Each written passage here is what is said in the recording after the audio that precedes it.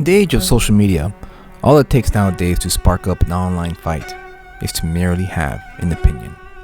One opinion will cause many to spiral into a pit hole of anger where no one dialogues, only insults the person who has the unpopular or even the popular opinion regarding the latest trends in comic books, movies, or pulp culture. It makes sense given the circumstance. After all, acting tough behind the protective wall of the black mirror we all own and use on a daily basis makes it easy for anyone to jump right into a tirade of insults and threats. Again, just for having an opinion that they may disagree with. I decided to go against that notion. I've decided to start a video series where we discuss the hot topic issues within the comic book industry and pulp culture and provide you with another perspective. One of logic, reason, with just plain old dialogue between two people who have different opinions. My co-host and I will discuss the pulp culture topics at hand in a fun, engaging, and respectable manner. So, without further ado, let's talk about it.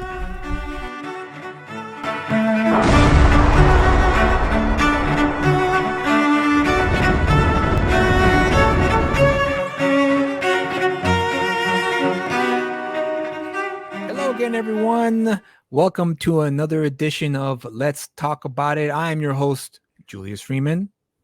And I am Kyle. How's it going? How's it going? I hope everyone out there is doing good. I hope everyone's having a great week. I've had a pretty good week, busy as always, but still a good week. Making comics, talking about comics, buying comics, collecting comics. Reading comics. Reading comics. How can I complain? Life's good. How can I complain about anything if I have everything that I want in life? Let's get right to it. Let's get right to the topic at hand here. Is a picture worth 1,000 words, or is the 1,000 words worth the picture? Artists versus writers. Who deserves the credit? Who deserves notoriety? All these different things. As just a fresh eyes perspective, we're going to get, and Julius as the wise old timer, we're going to give our thoughts and our opinions on, based off of our knowledge, on who deserves what when it comes to comic creations. Personally speaking, my own personal opinion is that it depends. And depending on how much work or effort gets put into a book, that's when you can determine who deserves more of the credit, more credit, right? So if the artist happens to get this subpar script that was given to him by a writer, and he added all these things that made the script 10 times better, or not the script, the story 10 times better, which does happen on a lot of occasion when the artist does the hard work, the heavy lifting of telling the story that the writer attempted to tell, but didn't really quite get there. And on the flip side, it's the same thing with, a writer who provides a pristine script that's perfect, that you read it, it bounces off the page, and you're like, wow, this is going to look amazing when it's drawn. And then the artist delivers subpar work. Yeah. That's kind of like lazy. Oh, I didn't want to draw the tank like that. I didn't want to draw this angle. I want to just hurry it up. And that happens as well. So I guess it just, again, it varies on who's involved in the project to provide the proper credit or the proper, the proper credit to the hard work that gets put into a comic book. Both writers and artists need to understand when it comes to making comics, and that is, it is in a lot of ways a dance. And sometimes you step on toes when you're dancing, especially when you miss your step. For instance, I'll give you an example. I once worked with an artist who, this is for the Ghetto Dragon, by the way. I hired him, work for hire. I gave him not only did I give him the script, I gave him what I call the encyclopedia of the Ghetto Dragon, which is the description of each character involved in the story, their height, their weight, their age, and the physical descriptions, and even their backstory, when they were born, how they came to be, the whole thing. So that way, when the artist put pencil to paper, he would have the entire context of what he's drawing. He would have a clear vision of what I want the world that I wrote down on paper to look like. And so after about, I would say 13 pages that he was into, we bumped heads by the end of it because he was expecting a collaboration. And in a lot of ways it kind of wasn't, but in a way it was because I let him lay out the panels the way he wanted. And so as long as he didn't go outside my box of what I gave him. And by the end he bowed out, but I'll give him credit. He finished the project. Like he finished what he agreed to, which was a short story, 15 pages long. So at least he completed it. But before he left, he explained to me in an email that he didn't like the fact that it was an employee-employer relationship. He was looking for a collaborative partnership. And, I didn't want to burn the bridge. So I just said, okay, I understand, I wish you good luck. I wish you well, thank you for your work. And I appreciate it. Enjoy, I wish you luck in your future endeavors. Right. But in my head, I'm thinking, fool, I wrote the whole damn thing. Like, you didn't help me develop the characters. You didn't help me design the characters. I told you in words what the characters look like. Like, why did you think this was a collaboration? Why do you think this was a partnership? Why did you think it was going to be 50-50? No way it was 50-50, because I had already developed everything. All I needed was an artist to draw it. Yeah. So in that instance, did he deserve 50-50? And the answer is no. No, he didn't deserve 50-50. If anything, it would be 80-20. 80% me, 20% him. Now, if it was reversed, let's just say, for instance, the artist came to me with the Ghetto Dragon idea and said, hey, I got this idea for the Ghetto Dragon. And he showed me sketches, proof of concepts, commission pieces where it's like him, a Ghetto Dragon fighting a bunch of gangsters in the alleyway. And then he tells me, I just don't know. I don't have the plot. I don't have the story. I just have the images here. Can you help me weave a story together? Then the dynamic changes. Now it becomes, okay, it's not 50-50 still, because he did most of the work. He did 80% of the work. Now my 20% is helping them weave together these images into a story. Mm-hmm. And the third thing, I guess the third side, for lack of a better analogy, on the triangle of this triangle, right? Yeah.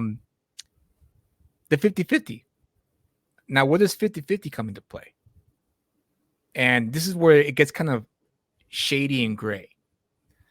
So I guess an example would be, I once saw this feud unfold on Twitter about how much an IP is deserved to a writer or an artist.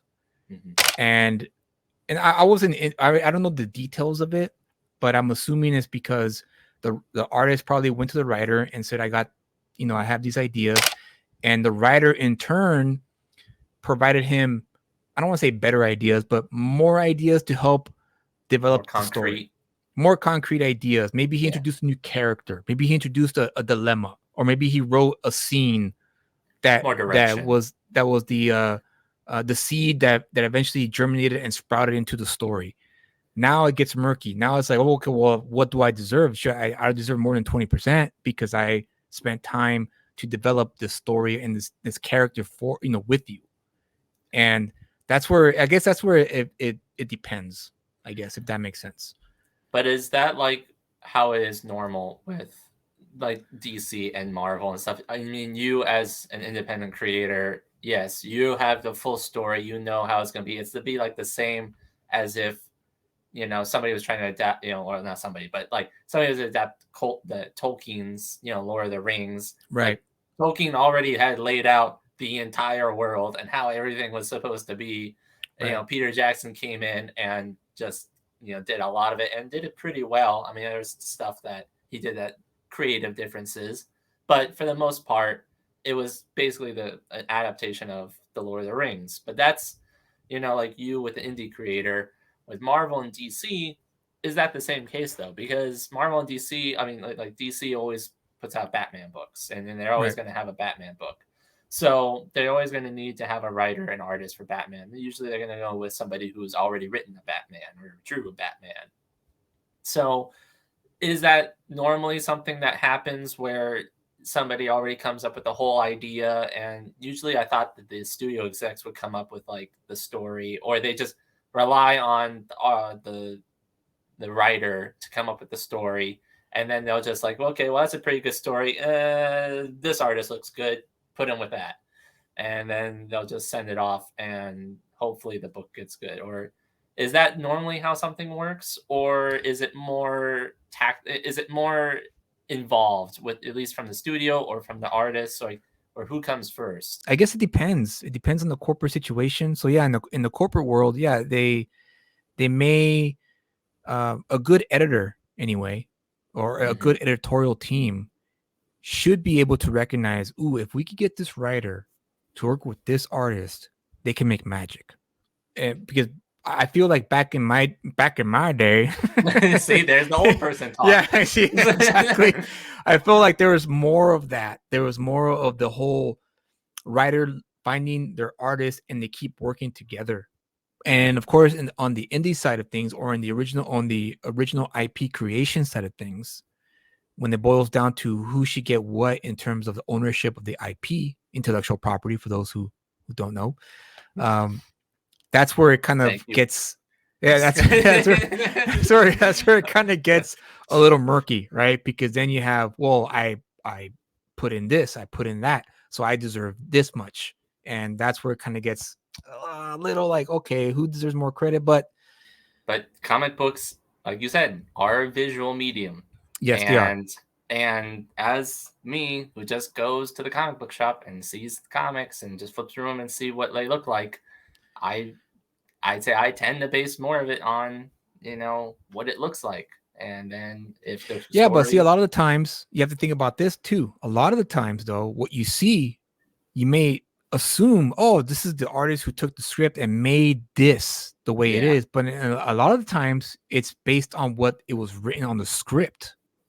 So when you look a lot of the panels in Swamp Thing, Alan Moore's Swamp Thing, and you look at all the sequential art that's laid down, it didn't come from the artist. It came from Alan Moore's script. Alan Moore wrote, 2-page spread, no panel outlines, pure, motion, whatever the description may have been in the script. And that's what the artist took and followed, I guess, the instructions, for lack of a better term. So I guess it does depend. It depends on whether or not the artist, I'm sorry, not the artist, the writer, how detailed they are when it comes to describing how they want the page to look, or how they want the sequential portion of the story to look.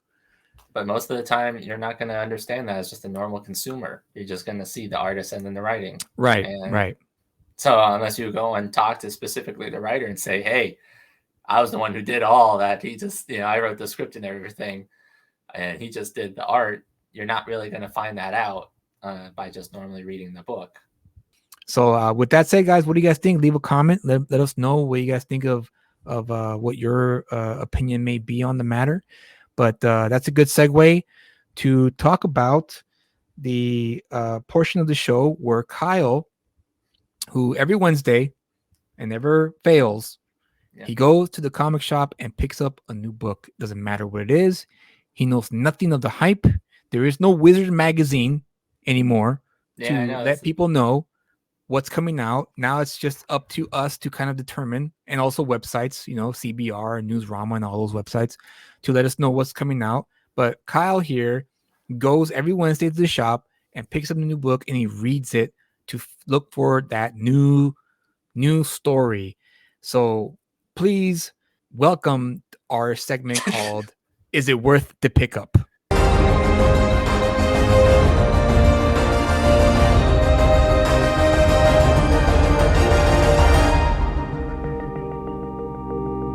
This week, tell us, what did you pick up? What did you read? Is it worth the pickup? Is it not worth the pickup? The floor is yours. Well, so I think it's kind of funny that, our topic today is about writer versus artists. And the topic the book that I chose is Plot Holes by Sean Gordon Murphy, who's the artist and the writer. So it's pretty easy for him to understand what he wants in his book. Right, right. But I picked up this book. It was because my comic book shop owner recommended it to me. I was just going through the wall, and then he's all like, I was talking about, some of the stories that I like and stuff. And he's all like, oh, yeah, this Plot Holes just came in. I've been looking forward to it. You should pick it up. And I'm like, okay. And I looked it up, and I flipped through the pages. And I'm like, this looks a lot like this other book that I read, which was the White Knight Batman. And I'm like, that looks similar to him. And then I get home and I look at the trade paperback that I have, and I'm like, oh, it is the same guy. Yeah. And see, that's how new I am to this stuff. I don't Yeah. know the names. I'm starting to understand who the big hitters are and stuff like that. But a lot of the times like I said, I just go it and I just see who it is. I'm like, oh, that guy looks familiar. His art looks familiar, or that writing seems similar. And then I go back and I'm like, oh yeah, that was that. But this story, Plot Holes, is really interesting. It has a really interesting plot where the characters are all from different types of stories, like fantasy and anime and cartoons. Like there's a cartoon character and stuff. And they're just it's a team. And basically what they do is they go into novels and books in the comic book to try to fix the continuity of the story, like physically fix it, as in there's like, say the main character is saying, okay, well, this is this story, in page 23 there's an alien attack, however the alien attack is happening now, that's not supposed to happen, so we got to wipe out these aliens for when it shows up in the next, so that physically shows them going into the book and killing all the aliens so that continuity continues, and then the book gets published in the comic book, and then they get rewards and stuff like that. It's a trippy concept, but Sean Murphy was really, really good and diligent on how to piece out the story and not just exposition dump, and actually walk you through the world to understand it. And the art is, it's Sean Murphy, and he's one of the ones that I didn't mention in the main portion, but he's also one that has like a distinct style and how he draws his art. And so it's an amazing read. It's very fun, adventure type book. There's lots of really great themes that are going with it. I mean, like this talks about, the anime character goes and talks about his world. And then like it cuts to like he goes and talks about his world, and then it goes and cuts to his world, which is this anime style, and it's drawn in the anime style. Nice. And his world is like where they race DeLoreans in Gundams, and it's like the most anime type anime that you could think of, and it's just awesome. I highly recommend it. So as to your point, yes, it is worth the pickup. I would definitely check it out if I were you. So Plot Holes, who's it published by? It's by his own company, Massive Comics. Okay, nice. So nice. it's not by any main publishing company. Mm-hmm. But so I'll also add in this book too, what's really I like about it too was that at the end he goes and shows his character sketches of all the characters, and then the descriptions, like basic descriptions of each of the characters, which actually makes it a little easier to understand now. I wish kind of other comic books did that when they're introducing new characters or new themes, where they at the end of the book they kind of give a little character sheet that says, here's this character, here's some of the main goals, here's how they're kind of related to each other. So that way, as a new reader, you're already sort of understanding the world. You don't have to really dig into it and read all these different stories to kind of understand the story and and everything. You can just pick it up and just like, oh, okay, I understand that now. So it makes it a lot easier on just new consumers to pick up the book, which I feel is very, very beneficial. Okay, so Plot Holes, worth the pickup. Yes, definitely worth the pickup. Go to your local comic book store, pick it up. There you go. So they heard it here first, folks. I've never heard of Plot Holes. I mean, normally there's hype around Sean Gordon Murphy because he's a superstar artist. He's like a household name in the world of comics. So the fact that I didn't even know about this book speaks volumes on the mainstream. Unless I missed it personally, because I'm always looking in the interwebs for any new stuff that may be coming out, and I don't remember ever seeing his book being pushed by the sites that I go to, unless I was looking at the wrong place. But then again, maybe I have been looking at the wrong place.